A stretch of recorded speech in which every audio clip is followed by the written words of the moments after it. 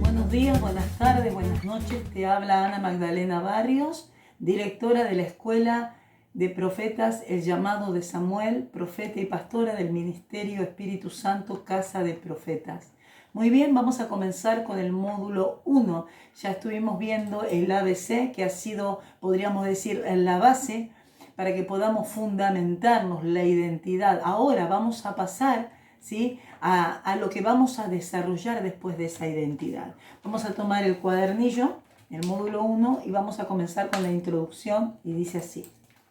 Esta escuela de intercesores se abre con el solo propósito de que cada alumno se concientice al llamado que ha recibido desde la eternidad. No solo el de reconciliarse con Dios, el de ser hijo de Dios, sino el cumplir el propósito por el cual fuimos enviados, el de ser sacerdotes. Ese es el comienzo de nuestra labor. A partir de ahí se desencadenará todo lo demás. La palabra será la luz por el camino que debemos pasar y la intercesión será la comunión directa con Dios. Los animos a comenzar a desarrollarse con respecto a Él y el diseño sacerdotal. ¿Esto qué significa? Significa que el módulo 1 tiene que ver con la intercesión, con el sacerdocio y todo lo que tiene que ver con el sacerdote. Bien, ustedes tienen que tener su Biblia y diccionario, pueden investigar en internet. Cada palabra que ustedes no entiendan o no sepan cómo desarrollarla, ustedes tienen que saber. ¿Por qué?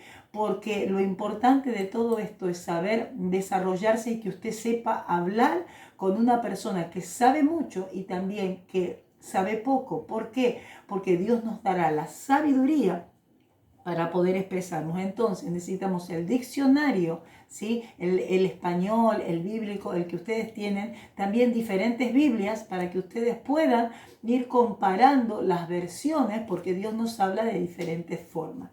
Muy bien, tema 1. El diseño sacerdotal está puesto desde antes de la creación del mundo. Esto lo encontramos en Efesios 1:4 y ya lo vimos en el ABC, fue en el comienzo. Ahora nos vamos a enfocar en el sacerdocio. Aquí dice santos y sin mancha delante de Él. Esto es sin pecado, hechos, ¿sí?, nuevitos, como en nuestro Génesis, como en el comienzo. En Primera de Pedro 1:16 dice, sed santo porque yo soy santo. Aquí no es una petición, aquí hay una orden. Sed, sean. ¿Por qué? Porque yo lo soy. Y si tienen imagen y semejanza, ustedes van a hacer lo que se les pide. Dios jamás te va a pedir algo que no lo puedas. Cada vez que Dios pide algo y que te demanda algo es porque sabe lo que puso dentro tuyo. Y cuando usted dice no tengo, no soy, es porque usted se mira a usted y no mira más adentro, mirando la voluntad de Dios que Dios ha puesto en tu vida. Génesis 2:7 nos dio de su aliento. Por lo siguiente, te dio de su esencia, te dio de su santidad. Así que cuando Él sopla en Adán, que fue un alma viviente, lo hizo sano, santo, limpio, lo hizo perfecto. El hombre era perfecto. Cuando entra su aliento, también entra su santidad, entra toda su esencia. Muy bien. Dice, aún en Génesis 14:18 vemos la teofanía de Jesucristo como Melquisedec, rey de Salem y sacerdote del Dios Altísimo. Vemos por primera vez la palabra sacerdote en la Biblia y la primera aparición de Jesucristo, y lo hace en forma de oficio de sacerdote. Su primera aparición podía haberla hecho como el ángel de Jehová, como con Josué, Gedeón o la mamá de Sansón, o como el Hijo de Dios, es como lo describe Nabucodonosor en el libro de Daniel, cuando metió en el horno de fuego ardiendo a Sadrach, Mesach y Abednego. Sin embargo, lo hace como sacerdote. Interesante, ¿no? Muy bien, vamos a ir a la palabra del Señor. Ustedes saben que como tiene que ver con sacerdocio, la primera vez que aparece la palabra ofrenda, ustedes tienen que tener sus anotaciones porque yo te voy a dar versículos que no están aquí, sino para que ustedes lo anoten y ustedes también comiencen a investigar. Vamos a la palabra del Señor en Génesis 4. Vamos a ver por primera vez la palabra ofrenda, la palabra cuando aparece ofrenda. Génesis 4, del 3 al 5, lo leemos y dice así. Y aconteció, andando el tiempo, que Caín trajo del fruto de la tierra para ofrenda a Jehová. ¿Quién fue el primero que trajo ofrenda? Caín. Caín era el hermano mayor. Y Abel trajo también de los primogénitos de sus ovejas, de lo más gordo de ellas, y miró Jehová con agrado a Abel y su ofrenda. Pero no miró con agrado a Caín y la ofrenda suya, y se ensañó Caín en gran manera y decayó su semblante. Muy bien, aquí nos vamos a enfocar en la ofrenda. Aunque es muy rica la palabra, nos vamos a enfocar en la palabra solo ofrenda. Así que la primera vez que aparece la palabra ofrenda es en Génesis 4, de 3 al 5. ¿Quién trajo ofrenda? Fíjense que la ofrenda no la trajo ni Adán ni Eva, ninguno de los dos. No dice que presentaron ofrenda, no. Acá habla de su descendencia, sus hijos. Entonces, la ofrenda, cuando vamos a después ver en el libro de Éxodo, ¿quiénes son los que presentan ofrenda? Los sacerdotes. Sin embargo, la palabra ofrenda se adelanta, podríamos decir que Caín ofició en ese momento como sacerdote y Abel también, trayendo de la primicia y del fruto, de la tierra y del ganado. Muy bien. Ahora vamos a ir a Génesis 14, 18. Y vamos a ver la teofanía. Ustedes aquí adelante, más adelante tienen, teofanía es una palabra griega, que teo significa Dios, ¿sí? Y fanía, la aparición. En este caso, la aparición de Jesucristo, no como Jesucristo, no como Redentor, sino, en este caso, como un sacerdote. Podría haber aparecido de cualquier forma, sin embargo, lo hace como sacerdote, entra en escena. Muy bien. 14 y 18 dice así. Entonces, Melquisedec, aquí está la teofanía, ¿sí? La aparición de Jesucristo sin ser Jesucristo, rey de Salem y sacerdote del Dios Altísimo, dice, sacó pan y vino. ¿Quién sacó pan y vino? ¿Abraham o Melquisedec? Melquisedec. Él llevaba su alforja. Podemos imaginar que este sacerdote tenía una alforja, tenía una bolsa en donde llevaba un odre, ¿sí? Un odre de vino y llevaba pan. No, esto es maravilloso. Jesucristo portando eso.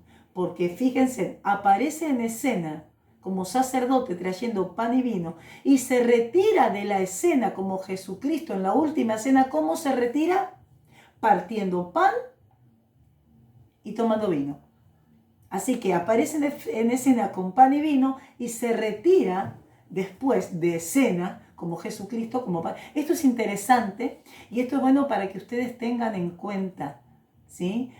La gracia, porque en las pequeñas cosas están los detalles de la grandeza de nuestro Señor. Muy bien, Melquisedec, ¿sí? Era un rey y sacerdote a la vez. Fíjense que estamos hablando de Génesis cuando todavía no estaban las prescripciones de Dios, porque no había nacido todavía Moisés, porque Moisés vendría a ser el tataranieto, ¿sí? De Abraham, entonces no nacía todavía, entonces no estaban las prescripciones del sacerdote, pero ya era sacerdote. ¿De qué? De Salem. Salem fue más adelante Jerusalén, es la ciudad de Jerusalén, pero mucho más antigua. Salem tiene que ver con la palabra shalom, que significa en hebreo paz. Es por eso que la palabra ciudad, Jerusalén, Jerú significa ciudad, Salem significa paz. ¿Qué quiere decir las dos palabras juntas? Ciudad de paz. Jerusalén significa ciudad de paz. De ahí venía este sacerdote que vino a compartir ¿qué? Pan y vino. Entonces, ustedes van a ver que no lo hizo como un ángel, ¿sí? Como el ángel de Jehová, que también apareció como un ángel de Jehová, pero la primera aparición lo hizo como sacerdote. Anoten, Josué 5, del 13 al 15, ustedes van a ver a Josué hablando con el ángel del Señor. Aquí podemos ver una teofanía de Jesucristo. Al costado de Gedeón pueden poner Jueces 13:3, eso no está escrito en su cartilla, anótelo usted. Ahí podemos ver a Gedeón conversando con el ángel del Señor cuando se le aparece a Gedeón. Después, la esposa de Manoa, que ni siquiera el autor de Jueces, aquí en Jueces 13:3, ni siquiera pone el nombre de esta mujer. Y el ángel no se le aparece al papá, a Manoa, se le aparece a esta mujer que es anónima. Anónima para los hombres, pero sí está fuertemente plasmada porque el ángel del Señor se le aparece cara a cara, le da prescripciones porque le va a dar un nacimiento. Esta mujer era estéril y era una mujer, fíjese, que estaba trabajando en el campo. No era una mujer ociosa, era una mujer que estaba trabajando y por 2 oportunidades se le aparece el ángel del Señor. Después podemos ver en el libro de Daniel, en Daniel 3, 24 y 25, podemos ver la aparición de Jesucristo en el horno de fuego. Ahí es cuando lo identifica ¿quién? Un pagano, un rey oscuro. Sin embargo, Dios le abre los ojos a este hombre y él alcanza a ver y a distinguir. Dice que él lo confundía con el hijo de los dioses. Preste atención, dice que lo confundía con el hijo de los dioses. Significa que Nabucodonosor también tenía visiones y sabía identificar lo divino de lo terrenal. Así que había cosas espirituales muy fuertes en el tiempo de Daniel en Babilonia. Muy bien. Entonces, vamos a seguir leyendo. Melquisedec no provenía de ninguna tribu o nación. Hasta ese momento no existía el pueblo judío porque el primer hebreo fue Abraham, ya que hebreo significa el que cruza al otro lado. Esto lo hizo Abraham cuando obedece a Dios al marcharse de su parentela. ¿Por qué? Porque Abraham no era de Ur de los Caldeos. Él era de esa nación y cuando Dios lo llama, él tiene que cruzar hacia el otro lado del mar, ¿no? Entonces ahí es cuando se comienza el primer hebreo. Muy bien.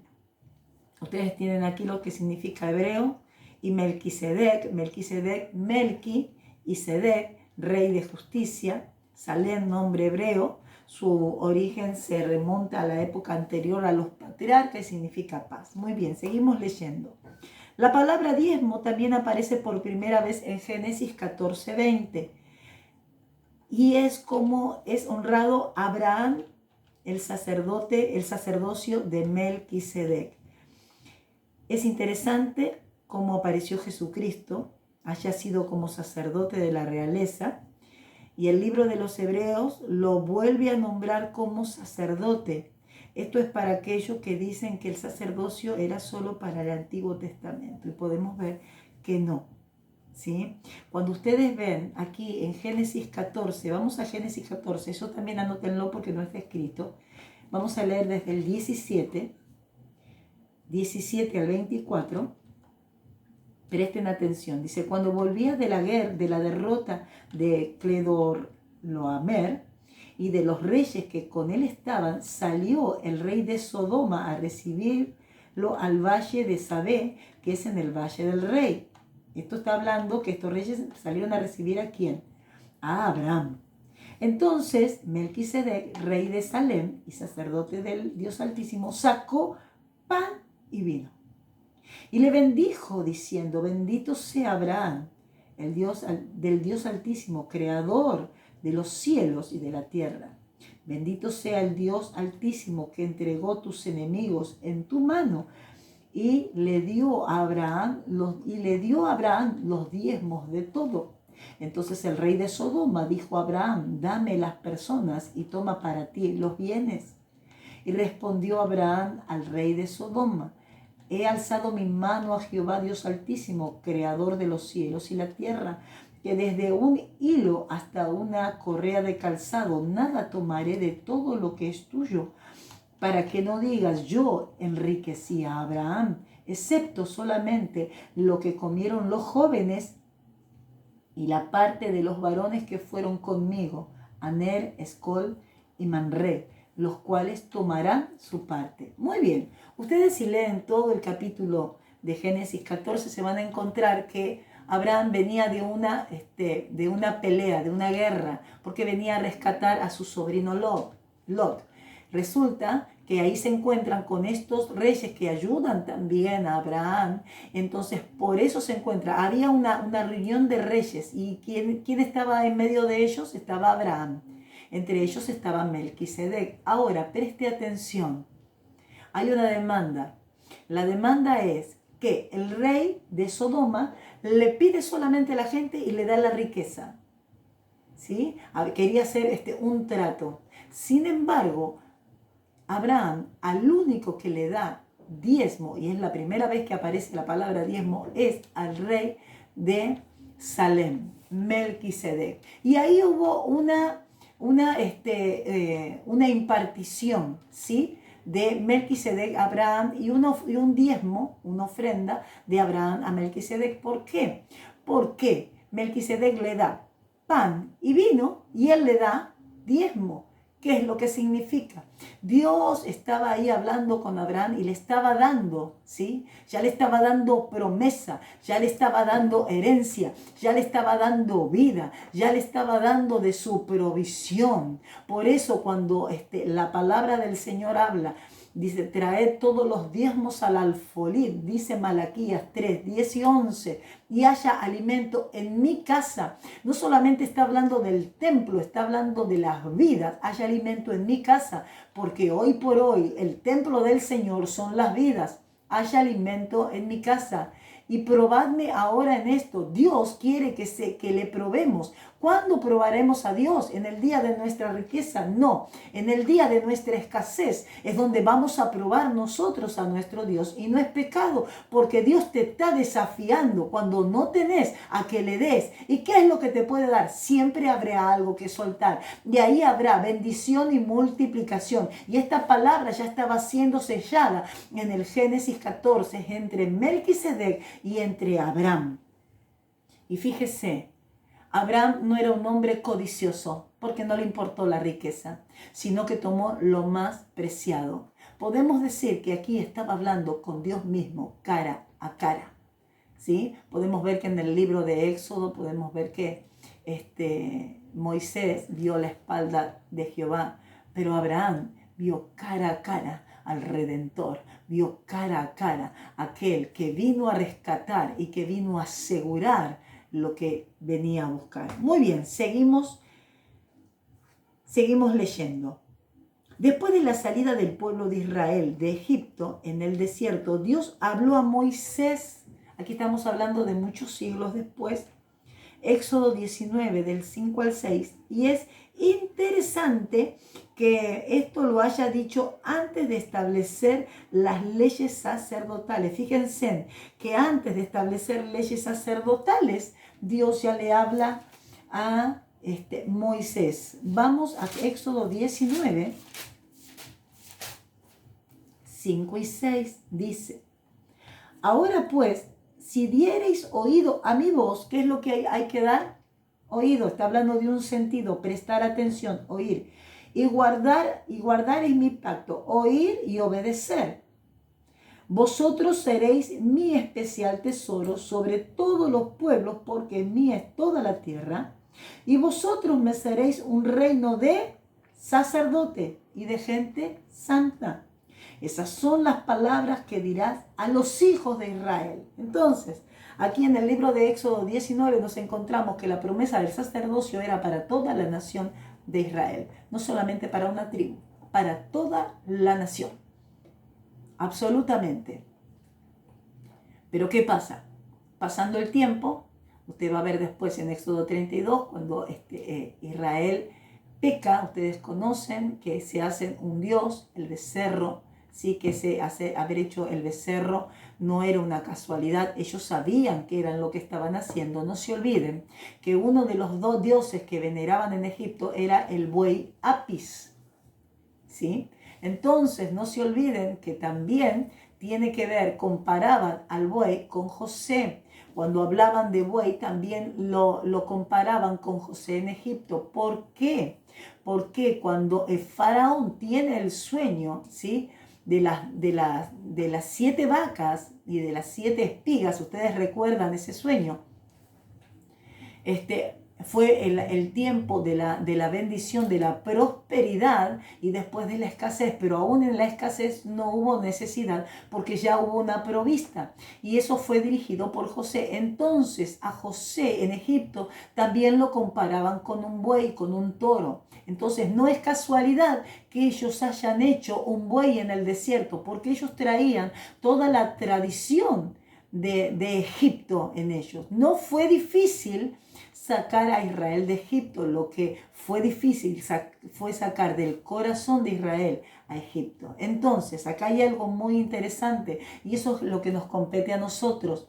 El pueblo de Israel, cuando estuvo subyugado, porque estuvo 430 años bajo el dominio de los faraones ahí en Egipto, ellos comenzaron a clamar y comenzaron a decir: sálvanos, líbranos, Jehová, Yahvé, Todopoderoso, Elohim, líbranos, líbranos, líbranos del yugo de la esclavitud.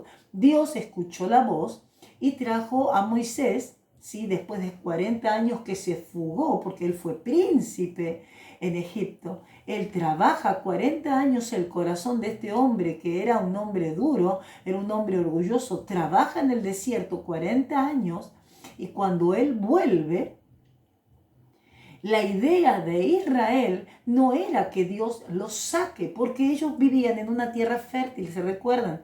Cuando ellos fueron con el patriarca Jacob, José les dio la parte más fructífera de Egipto, le dio Gosén. Era un lugar donde había prosperidad y había verdor. Ellos no querían salir, querían que Dios trate con Egipto, pero no sacarlos de ahí. Se parece mucho a nosotros cuando pedimos que Dios transforme toda nuestra casa, pero no pedimos que nos transforme a nosotros. Nosotros queremos que cambie todo nuestro entorno y Dios lo primero que quiere es cambiarnos a nosotros. Entonces la idea de Dios no era la misma idea de Israel. La idea de Dios era sacarlos de Egipto y la idea de Israel era que Dios transforme Egipto para ellos. Entonces viene un enojo, porque miren que era dura las tribus de Israel, eran durísimas. 40 años tuvo que depurar en el desierto.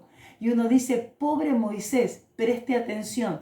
¿Cuántos años Moisés estuvo fuera de Egipto cuando huyó al desierto? Porque mató a un egipcio por salvar a un hebreo. ¿Cuántos años estuvo Moisés? Moisés estuvo 40 años. Y recién vuelve. Eso significa que él fue tratado, los que estaban adentro todavía no. Así que hubo 40 años más para tratar. Venían de la misma estirpe, de la misma dureza. 40 años le tardó a Dios tratar a Moisés en el desierto. Entonces Dios lo hizo un hombre manso, de tal forma que él esperó 40 años más a que todo el pueblo sea depurado para poder pasar hacia el otro lado, al Mar Rojo. Entonces, la promesa era para toda la nación, pero el pecado hizo nuevamente, saliendo en escena, de caer toda una promesa, pero no fue caído todo al piso. ¿Por qué? Porque hubo una tribu que se levanta de todos ellos y es la tribu de Leví. Y en la tribu de Leví es la que Dios le agradó y los tomó como primogénitos y a ellos le dio la promesa del sacerdocio. Vamos a dar vuelta a la página y vamos a seguir y dice: y Dios tenía la promesa del sacerdocio a toda la nación de Israel, lo que hablábamos recién, pero por el pecado de la idolatría en Éxodo 32 y por esta desobediencia fue reducida la promesa a una sola tribu, la tribu de Leví. Esto lo encontramos en Éxodo 32 y 26. Solamente esa tribu podía acercarse a servirle y comunicarse con Dios. El sacerdote cumplía dos funciones: representaba al pueblo delante de Dios y representaba a Dios delante del pueblo. Además, ellos no podían presentarse a Dios con cualquier vestidura, sino que había un ritual de presentación para presentarse delante de Él. Esto lo encontramos en Éxodo 39, donde nos habla de toda la vestidura del sacerdote. Muy bien. El sacerdote, no eran que todos hacían la misma función, no.